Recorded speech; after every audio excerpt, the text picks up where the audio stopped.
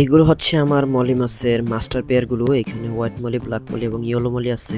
এইগুলো আমার মলি মাছের সেমি অ্যাডাল্ট পেয়ারগুলো। মাছগুলো খুবই অ্যাক্টিভ। এইখানে অধিকাংশ ওয়ান টাইমগুলো যেগুলো পানির নিচে আছে, ওই ওয়ান টাইমগুলো আমি হচ্ছে গিয়ে উপরে রেখে দিছি।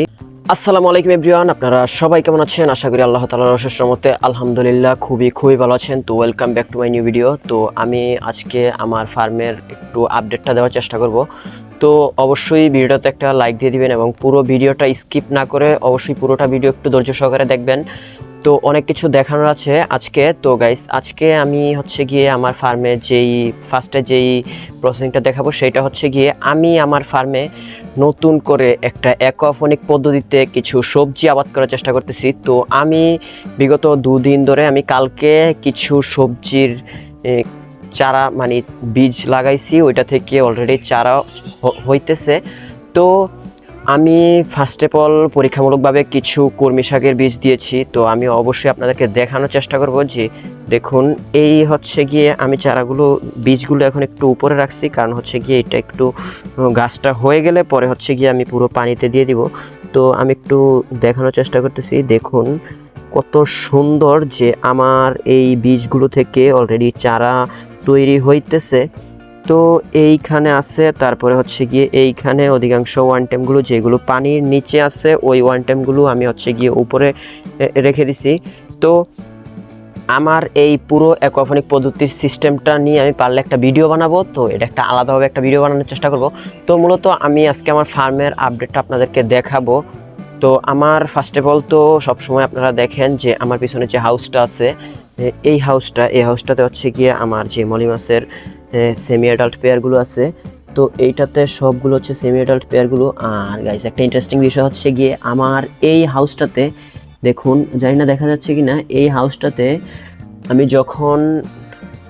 যখন এই পুকুরের হাঁফা থেকে এই মাছগুলো উঠাইছি, আমি জানি না কিভাবে এই হাঁফার ভিতরে দুইটা তেলাপিয়া মাছের বাচ্চা চলে আসছে। তো ওই মাছগুলো খুবই দ্রুত এখানে গ্রো করতেছে এবং ওইগুলা অলরেডি এতটুকু পরিমাণ সাইজ হয়ে গেছে, 4 ইঞ্চির মতো হয়ে যাবে সাইজ। তো এইটা আমি যখন উঠাইছিলাম তখন একবারে মাত্র 1 ইঞ্চি কি হাফ ইঞ্চির মতো ছিল। তো এটি অনেক দ্রুত গ্রো করছে।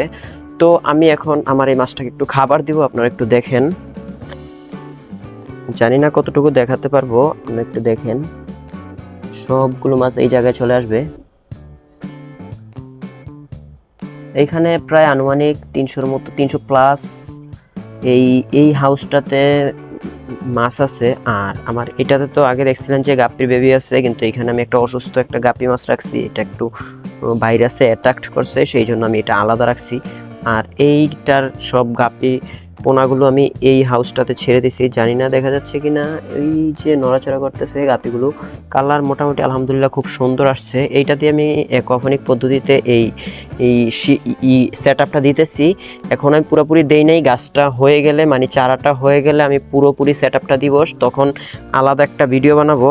তো এই মাছগুলোকে আমি হালকা একটু খাবার দেই গাপ্পিগুলোকে। দেখুন এই যে আমার গাপ্পিগুলো, কালার মোটামুটি এখনো পুরোপুরি আসে নাই, মাত্র আসতেছে। আর আমার হচ্ছে গিয়ে এই জায়গাটাতে, এটাতে তো দেখছেন হোয়াইট মলি আছে। তো হোয়াইট মলি মোটামুটি ভালো আছে, কিন্তু একটু বেবি দেওয়া আগে থেকে কমিয়ে দিছে।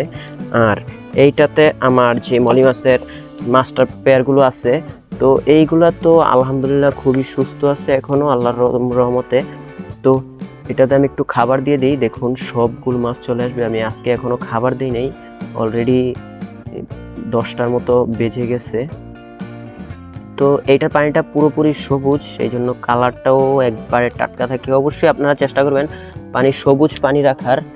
তো আমি এইখানে একটা ব্রিডিং বক্স দিছি, কিন্তু এই ব্রিডিং বক্সে আমার এইখানে এই কিছু ছোট সাইজের কিছু মলি মাছ আছে, ওইগুলো এইটাতে ঢুকে বসে আছে। তো এটাতে একটু খাবার দিয়ে দিই। এবং এই হাউসটাতে তো জানেন আমার যে হোয়াইট মলিগুলো আছে, এই হাউসের পানি তো ভাই, এই হাউসটা একটু লিক করতেছে, মানে পানি বের হয়ে যাচ্ছে একেবারে, পুরো হাউসের পানি একেবারে কমে গেছে। দেখুন মলি মাছের কালার তো আলহামদুলিল্লাহ খুবই সুন্দর। আমি একটু খাবার দিয়ে দিই, এটাতে আজকে একটু পানি দিতে হবে। তো এটাতে একটু খাবার দেই, সব এইখানে খাবার খেতে চলে আসবে। আর আমি এই হাউসের কাছে আসলি ওরা সব সাইডে চলে আসে। তো আর ওইটা হচ্ছে দূরের, ওইটা হচ্ছে আমার পুকুরের যে সেট আপ, ওইখানে এখন আর যাব না, কারণ ওইটা অন্য একটা ভিডিওতে ডিটেলস আমি দেখানোর চেষ্টা করব। তো গাইস, এই ছিল মোটামুটি আমার ফার্মের আপডেট। আর আমি বলছিলাম যে এই জায়গাটাতে, পিছনের এই জায়গাটাতে আমি একটা সেট আপ দিব, যে প্লান্টসের একটা সেট আপ দিব। তো আমি অবশ্যই একটা ভিডিওতে দেখছেন যে আমি টব আনছি, কিন্তু একটু সময়ের জন্য আমি এই জায়গাটাতে সেট আপটা দিতে পারতেছি না। আমার এই প্লান্টসগুলো, কিছু প্লান্টস আমি চারা করতেছি এই জায়গায়, দেখুন এইটার থেকে একটা চারা হইতেছে, এবং এইগুলো তো আছে, এইগুলো আমি কেটে কেটে চারা করে দিব। এবং আমার বনসাইয়ের আপডেটটা দিয়ে দিই, দেখুন মোটামুটি এইটা পাতা পড়ে যাচ্ছে, জানি না কি কারণে গাইস, অবশ্যই আপনারা যদি জানেন কমেন্টসে বলবেন যে কি কারণে। আর এইখানে আরো একটা আছে। তো এই হচ্ছে মোটামুটি আমার ফার্মের এই বর্তমান আপডেট। তো অবশ্যই নতুন কিছু মাছ আবার দেখতে পারবেন, কারণ আমি কিছু মাছ অর্ডার দিছি, সেটা হচ্ছে গিয়ে বেটা ফিশ, কিছু বেটা মানে ফাইটার ফিশ আমি অর্ডার দিছি। ফাইটার ফিশগুলো আসলে অবশ্যই ওইটা নিয়ে একটা ভিডিও বানাবো এবং আপনাদেরকে পুরো ডিটেলস বলবো।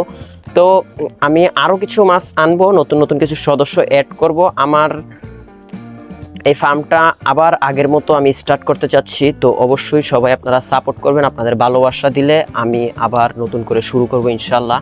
তো সবাই নেক্সট ভিডিওর জন্য অপেক্ষায় থাকুন এবং ভালো থাকুন, সুস্থ থাকুন। আল্লাহ হাফেজ।